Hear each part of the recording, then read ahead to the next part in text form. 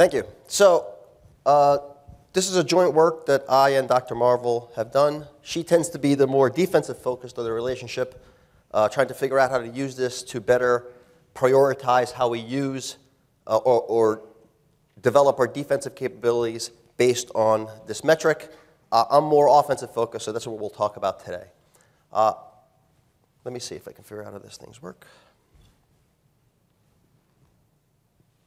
So, collateral damage. As somebody who develops offensive cyber capabilities for a living, it's one of the questions that I've been dealing with for a long time.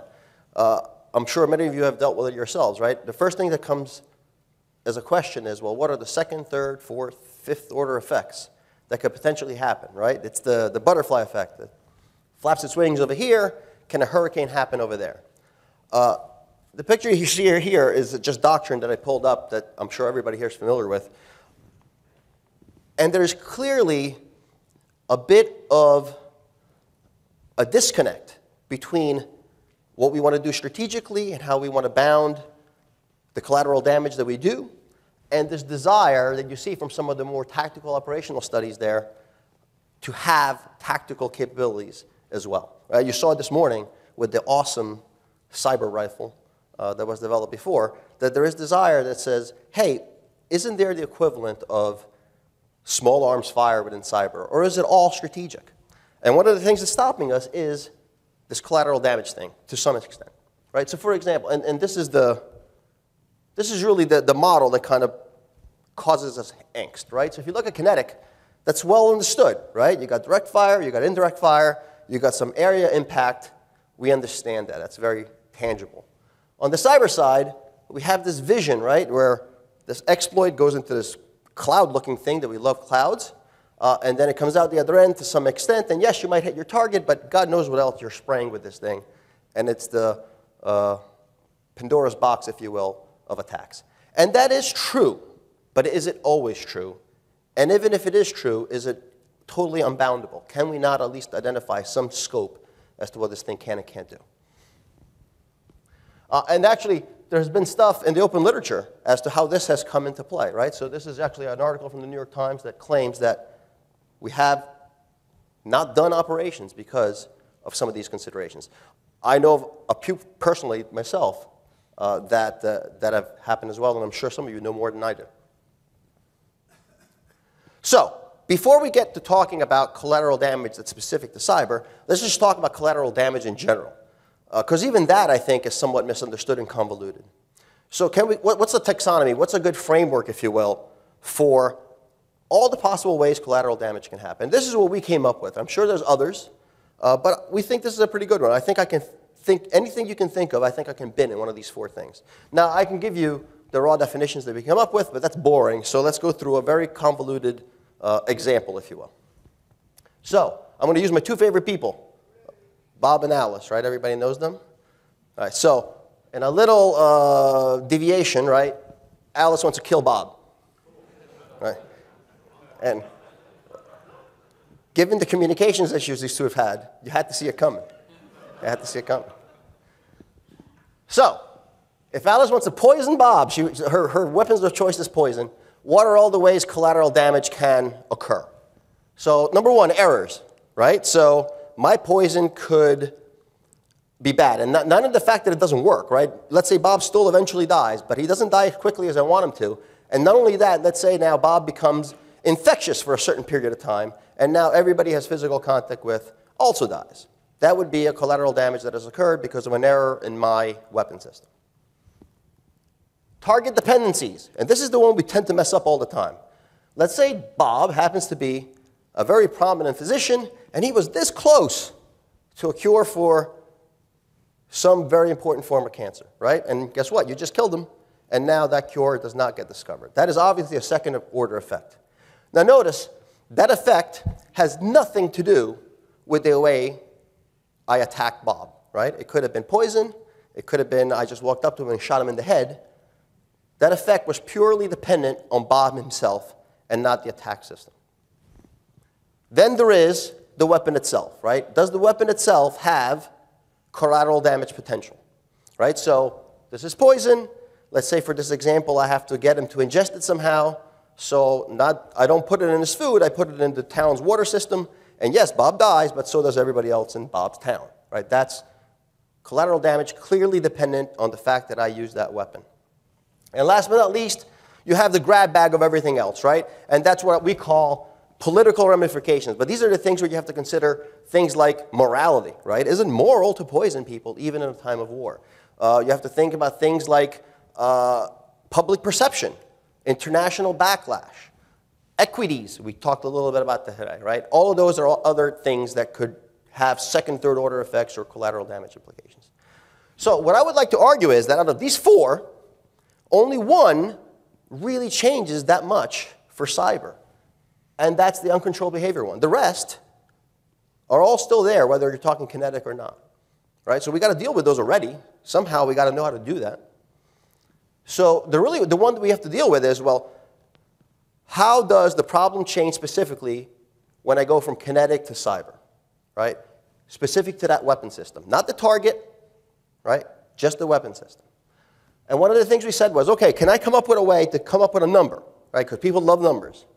Equivalent to, say, potential energy.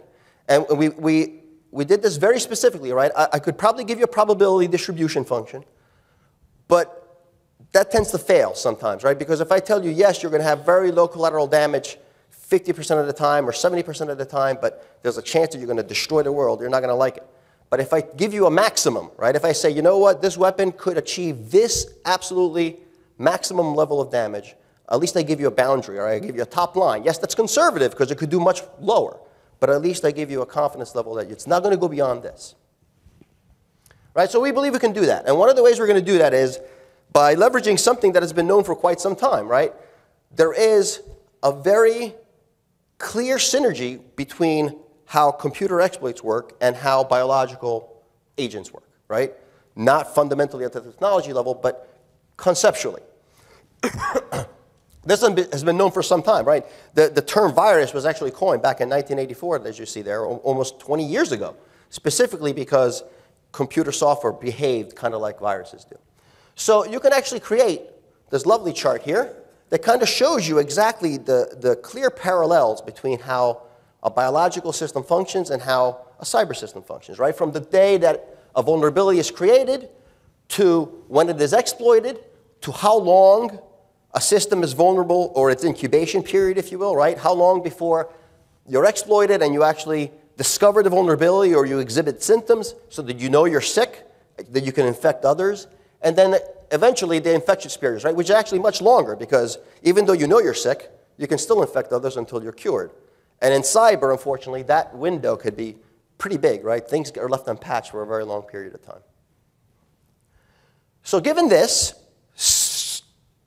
analogy, if you will, well, why don't we do what others have done, right? So the CDC has had ways to categorize biological agents for a long time into various levels and tiers of severity, right? So maybe we can do something that's very similar for cyber as well, for cyber weapons, based on, obviously, attributes that are more relevant to us as opposed to biological agents. And we came up with 6 of them that you see here. So damage, obviously, that's an easy one. How much damage can an exploit cause, right? How much damage was it designed to cause? Was it designed to destroy your entire file system, or was it just designed to do nothing, really? Exclusivity. How many systems within the internet are vulnerable to this thing? Propagation. How aggressive is it to seek out others? How many people does it, what's its infection rate, right? Control. Once it's deployed, is there any way to stop it? Does some master behind the wheel have some control over the spread of that code, or is it all on its own after that? And then detectability and remediation go back to, well, how long is it out there then before it's discovered, and once it's discovered, before it's cured, right? So if you can give each one of these a metric, maybe that's a good way to figure out a way how we can bin different things. So to that, we didn't want to leave anybody with no guidance at all. So each one of these categories, you can score from 0 to 4 in a 0.5 scale, just to keep it reasonable. And we provide guidance, right, based on low to high, right? So for example, this one is for exclusivity. So if you're looking at an exploit that only targets a very, very unique embedded system, and there's only like 2 of them that exist in the world, and obviously that's a very low exclusivity, you would give it a very low score. And all the way to the very end, right? You're looking at an exploit, and this thing hits every single Microsoft Office 2010 system that's out there. Obviously, that would get a higher number. And there's many variations in between that we try to provide a guide for, right? And each one has one of these to look at. So after that, I got some math for the math people, right? Just in case you like it. You have to come out, okay, so I ranked each one of these things. Now I got to put them all together, right? I want one number. I don't want 6. So how do I do that? So the formula looks complicated, but it's really not. The only thing that we have to account for is the fact that, unfortunately, these attributes have interactions. For example, right, if you have no ability to spread, then regardless how much damage you do, the chance of you causing collateral damage to somebody else is very, very low, right? So you could have super high mortality rate. Yeah, you could definitely die if you get infected by this disease. But if you can't spread it to anybody else, well, then the chance of an epidemic happening is very, very low, right? Same thing could be said for propagation. For exclusivity, right? If this exploit only attacks 2 systems, then anything else it does becomes irrelevant, right? Because only 2 systems are really vulnerable out there. So, hence the coupling effect, if you will, in the complicated formula. But all in all, it really just comes to the fact that you add these all up, you take into account some of these dependencies, and you come up with a number, right? So let's look at how that number compares to things that we looked at historically. So we went back about 20 years, all the way to 1988, and we looked at 20 of the most known viruses that have been recorded over that time, right? I'm hoping that some of you are familiar with many of these, depending on your age in the audience, right? So in blue, you see the score that our metric came up with, right? That's what we said the potential damage it would cause is, and in the little red triangle is what we evaluated as the damage it actually caused based on public research that was available. So as you can see, they kind of map pretty good with a few anomalies here and there, which hopefully we'll explain a little bit, right? But the trend line is quite nice. So just to make sure that it wasn't just us, right? So we did send this out to several of our peers within ARL and my organization, and had other engineers and scientists go through the same process with the same subset of these tools, and we got a bit of a distribution there. And once again, the spread, there is some ambiguity there. I will admit to that, right? There's some subjectivity, but it's reasonable. It's reasonable within the margins of error. And once again, it flows pretty well with what we saw was the actual damage that was caused by these devices. Now, the astute audience member would say, well, you said it was potential, and clearly you have a few things that have exceeded your damage potential. How did that happen, right? So we got to explain those somehow. So I think I have an explanation, right? You tell me if I'm lying to you or not. So number one, Morris. Morris, according to the author, of course, right, was not designed to be malicious at all. It was designed purely to measure the size of the internet at that specific point in time. It was designed to be completely benign. It had no malicious intent whatsoever. It was supposed to infect the system through quite well-known exploits, if you will, and then just report back every so often with, I'm here, and this is the IP of the device I'm on, to kind of get a enumeration of the internet. The problem was there was an error in the code. And the error was that once infected, a system should not be allowed to be infected over and over again. Well, that part of the code was faulty. And what happened was systems were infected multiple times over and over until eventually this little lightweight process in the background became a very heavy bunch of processes in the background that caused systems to start crashing all over the world, right? Hence, the damage was not a result of the virus, it was the result of the error, which, once again, I'm not accounting for in my model, right? I'm only accounting for what the tool was designed to do. The fact that there was a bug, yes, that happens, right? But that could happen anytime. Now, the other ones are more interesting. They all happened right around the same time, 2000 to 2004, and these are super famous, right? My Doom, Love Letter, these things got huge public attention at the time. And to today's standards, these things were fairly low tech, right? All of these four spread by email. Right? They were, I guess what we today would call spam, right? Just get spam, you get infected. Many of them would search your own contact list and then email everybody, all of your friends with themselves, and so on and so forth. The other two, which I think are very interesting, the Code Red and Nimda, right, which actually did worse. How's the laser pointer here work here? Nope, that's the wrong one. Were actually automatic, right? These did not need user interaction. These were true worms, right? They came in, they exploited your system, they looked for other systems. And they actually did worse. How could it be that an email spreading virus, or spam bot, if you will, did better than those, right? So how can we explain that? Well, I can give you a couple of explanations, right? But one I think is the right one. Number one, I question the validity of the amount of damage that was caused in general, right? A lot of that damage was panic, right? Everybody, you know, I love you is out there. People are freaking out, right? And a lot of people just pulled their systems from the internet.